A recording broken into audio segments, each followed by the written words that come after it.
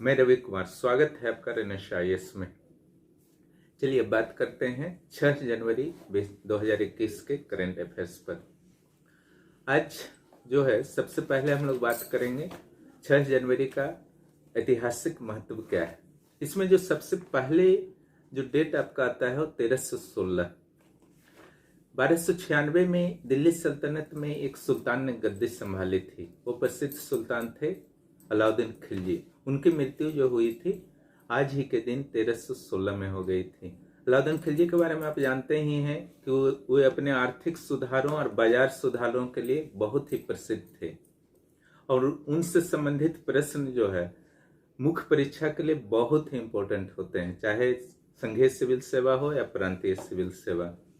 दूसरा जो आपका ये प्रमुख ईयर है 1664 है। इसी दिन 6 जनवरी के दिन शिवाजी के द्वारा सूरत पर हमला किया गया था।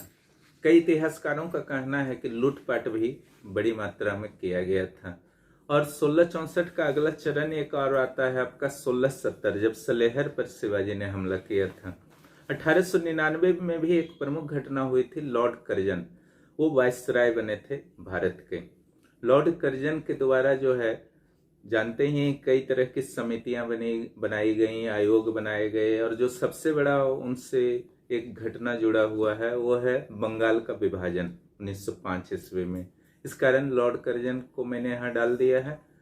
एक स्वतंत्र भारत में एक बहुत ही दुखद घटना घटी थी 1989 में, जब जो हमारी पूर्व प्रधानमंत्री थी इंदिरा गांधी, उनके बॉडीगार्ड जो थे सतवंत सिंह और केहर सिंह, उनके द्वारा जो है इंदिरा गांधी की हत्या कर दी गई थी।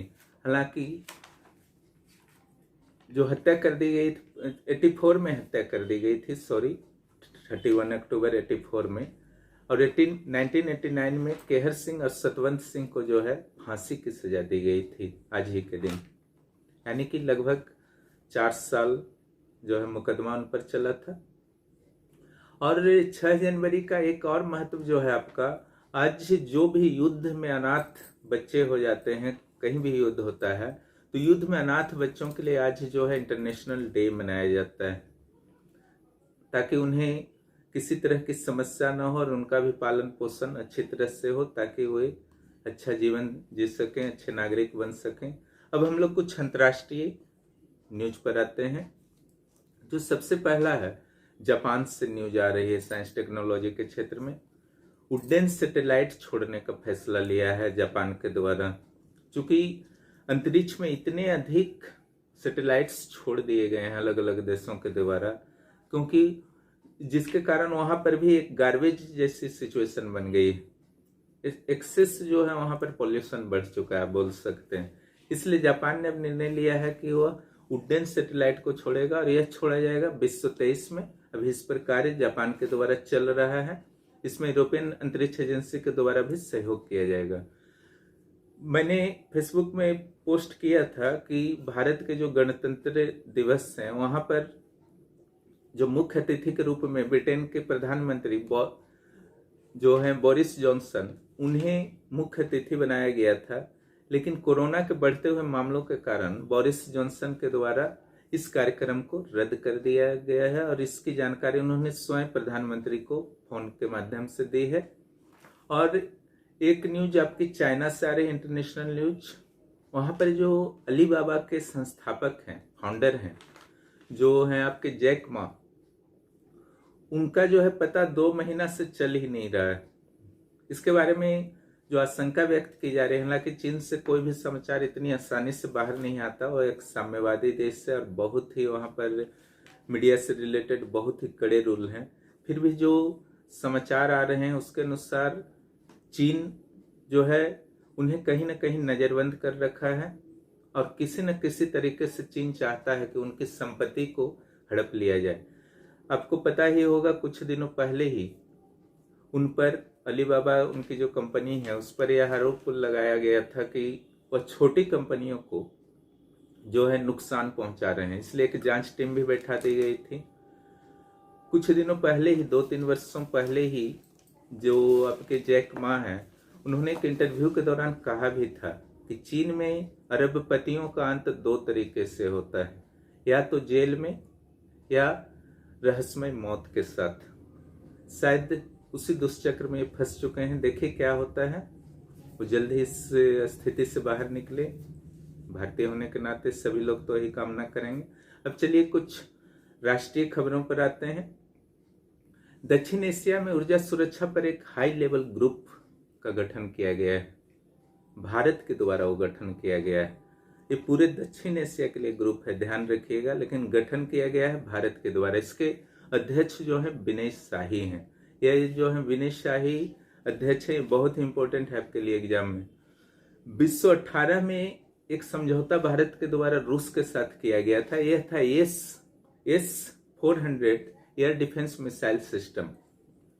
ये डिफेंस मिसाइल सिस्टम यानी कि मिसाइल से डिफेंस करने के लिए एक सिस्टम था। लेकिन जैसे ही समझौता हुआ, ट्रंप सरकार के द्वारा इसका विरोध शुरू हो गया था। लेकिन मोदी सरकार के द्वारा अमेरिका के इस विरोध को दरकिनार करते हुए कुल 80,000 करोड़ रुपए का भुगतान जो है, प्रारंभिक भुगतान रूस को कर दिया गया था। लेकिन फिर से अमेरिका के द्वारा इस संदर्भ में दबाव बनाई जा रही है कि भारत इस समझौते को रद्द कर दे। संभवतः भारत जो है राष्ट्रीय हित को ध्यान रखेगा और किसी भी सरकार के दबाव में नहीं आएगा। एक जो है डाटा आज पेपर से मिला है, वो आपके परीक्षा के लिए इंपॉर्टेंट है कि महिलाओं तक इंटरनेट पहुंच के मामले में पूरे देश में भारत में कौन सा ऐसा राज्य है जो सर्वोच्च स्थान पर है। यह है गोवा। यहाँ लगभग 65.3% महिलाएं जो हैं इंटरनेट प्रयोग करती हैं। एक अच्छी न्यूज है, प्रधानमंत्री मोदी के द्वारा कोच्चि मंगलुरु प्राकृतिक गैस जो है पाइपलाइन का उद्घाटन कर दिया गया है कल ही, ठीक है। और इसका जो लंबाई है ये है आपका 450 किलोमीटर। जो पाइपलाइन है कोच्चि मंगलुरु, आपका इसमें मैंने एक मैप डाल दिया है ब्लॉग में, आप देख सकते हैं। मैक्सिमम जो है ये केरल में है 450 किलोमीटर में, क्योंकि मंगलुरु जस्ट जो है केरल के बॉर्डर पर है। और दूसरा जो है इसमें 3,000 करोड़ रुपए की लागत आई है। और इसमें एक और जो खासियत आपकी है कि इसमें CNG स्टेशन लगाए जाएंगे और उसकी कुल संख्या जो होगी वो होगी 700। अब आते हैं राज्यों के करंट अफेयर्स में। सबसे पहले बिहार के करंट अफेयर्स। राजगीर में जो है रोप वे का भी निर्माण शुरू हो गया है। राजगीर इधर चर्चित रहा है, हाल ही में ग्लास ब्रिज के कारण चर्चित रहा था, पर रोप वे का भी आनंद वहां पर्यटक ले सकेंगे और यह फरवरी में बनकर पूरा हो जाएगा। बिहार सरकार ने एक बहुत ही अच्छा निर्णय लिया है। ईमेल के माध्यम से कुल 5 प्रकार के प्रमाण पत्र जो है उपलब्ध कराए जाएंगे और ये पांचों प्रमाण पत्र जो है कुल प्रमाण पत्रों में 77% की हिस्सेदारी रखता है, यानी कि इसका डिमांड बहुत अधिक है और स्टूडेंट्स से रिलेटेड है। ये है आय प्रमाण पत्र, जाति प्रमाण पत्र, जो इकोनॉमिकली वीक्ड सेक्शन वाले EWS प्रमाण पत्र, आवासीय प्रमाण पत्र और एक नॉन क्रीमी लेयर प्रमाण पत्र है। एक और बहुत ही बिहार के लिए गर्व की बात है, लोकतांत्रिक मूल्यों को मजबूत करने के लिए और राजनीति में अतुलनीय योगदान देने के लिए ब्रिटेन की एक संस्था है world book of record London, उसके द्वारा बिहार के मुख्यमंत्री को सम्मानित किया गया है, ठीक है। वो नीतीश कुमार को सम्मानित किया गया है।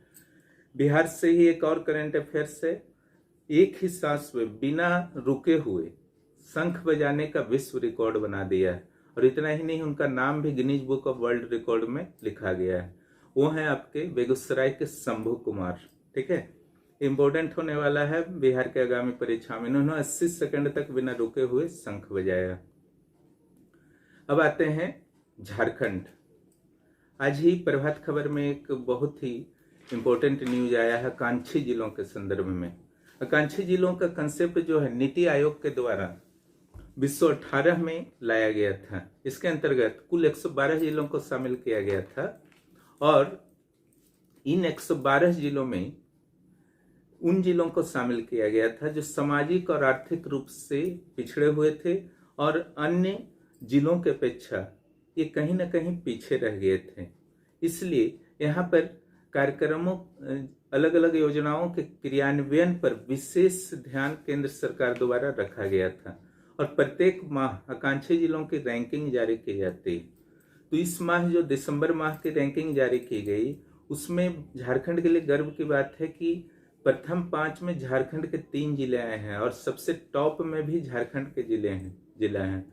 वो है रामगढ़, टॉप में है, और चौथे स्थान पर दुमका है, और 5वें स्थान पर साहेबगंज है। बहुत इंपॉर्टेंट है।